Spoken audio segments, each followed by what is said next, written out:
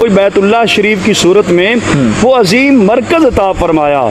जिस मरकज पर हर साल जो है जुल्हज शरीफ के महीने में ज़िकात से ही काफ़िले हुज्जाज के जाते हैं और वहाँ पे इज्तिमाइयत होती है, यगांगत होती है और जो एक लिहाज से रूहानी इज्तिमा है, जो बलबला अंगेज माहौल होता है वो कहीं भी नहीं होता। जो आप बात कर रहे थे कि इसकी तारीख को अगर देखा जाए तो सबसे पहले जो बैतुल्लाह शरीफ की तामीर है वो अल्लाह ताला ने फरिश्तों से करवाई। फिर वो दौर आया जब हजरत आदम अलैहिस्सलाम अलैहिस्सलाम दुनिया में तशरीफ लाए तो आपने भी तमीर काबा फरमाई है। फिर ये एक वक्त आया जब जो सबसे मशहूर जो तमीर काबा है जो कुरान मजीद में भी जिक्र मिलता है, तूफान नूह के बाद हजरत सैयदना इब्राहीम खलीलुल्लाह अलैहिस्सलाम ने अपने साहबजादे हजरत सैयदना इस्माइल ज़बीहुल्लाह अलैहिस्सलाम के साथ मिलकर की, जिसका तज़किरा कुरान मजीद ने यूं किया, व इज़ यरफ़उ इब्राहीमुल क़वाइद मिनल बैति व इस्माइल रब्बना तक़ब्बल मिन्ना इन्नका अंतस समीउल अलीम,